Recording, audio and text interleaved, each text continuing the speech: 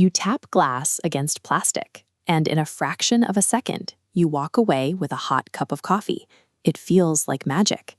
We interact with money constantly, yet it remains a purely abstract, human-invented concept. To understand why we invented it, we have to go back about 6,000 years to ancient Mesopotamia. Early tribes relied on the barter system, which suffered from a massive logistical flaw known as the double coincidence of wants. If a farmer needs new shoes, but the cobbler only wants meat in exchange, the trade halts. Money was engineered as a technological patch to solve this exact bottleneck.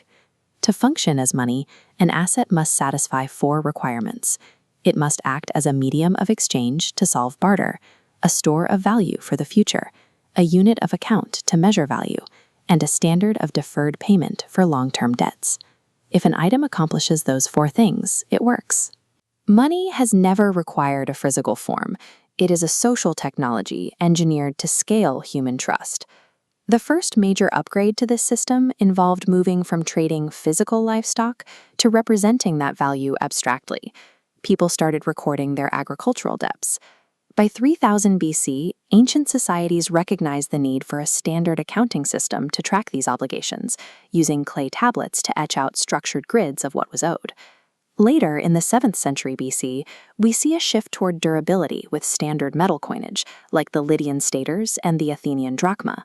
These stamped insignias provided a guarantee of weight and value, establishing trust in an issuing authority. Carrying pounds of silver across long trade routes created its own logistical friction. To solve this, 11th century merchants in China during the Song dynasty began trading lightweight paper transaction receipts, creating representative money. By the 19th century, this paper system was formalized under the global gold standard. Every banknote represented a claim on physical metal in a vault. While this provided exceptional price stability, it required storing enormous amounts of gold and limited a nation's ability to inject money into the economy during crises. To gain that flexibility, societies eventually removed the intrinsic metal backing entirely. Modern fiat currency derives its value from the legal decree and the perceived stability of the issuing government. As the global economy expanded, moving physical paper across borders became too slow. The system required hyper-fast digital networks to keep up with international trade. We can see the most successful iteration of this today in India. The Unified Payments Interface, or UPI, operates as a highly liquid, real-time digital public infrastructure, accessible to almost anyone with a phone. This chart tracks the scale of that digital upgrade. From less than 1 billion transactions in its first year, the volume has spiked almost vertically, projected to hit 228 billion annual transactions by the 2026 fiscal year.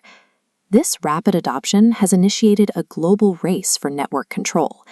To maintain their monetary sovereignty, governments are now deploying their own regulated networks in the form of central bank digital currencies, or CBDCs.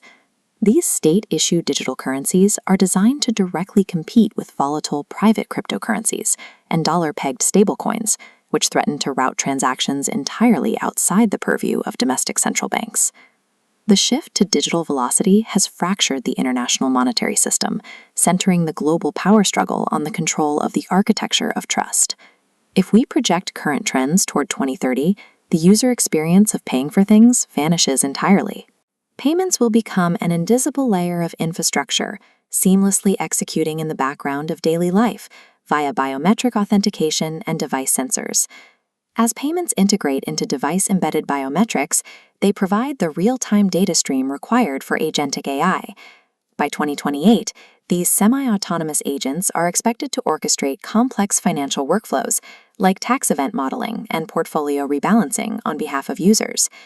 When machines begin initiating purchases and settling debts on behalf of their human users, the definition of an active economic actor expands far beyond humans alone. Delegating financial trust to algorithmic black boxes introduces significant risk. A purely digital, frictionless system leaves a total data trail, meaning policymakers will have to implement advanced cryptographic safeguards, like zero-knowledge proofs, to protect user privacy from total surveillance. The math governing this high-speed future is built around the equation of exchange. This formula states that the money supply multiplied by the velocity of money equals the price level multiplied by the volume of transactions. Instant digital networks and AI trading drastically increase the velocity, how fast a single unit of currency changes hands.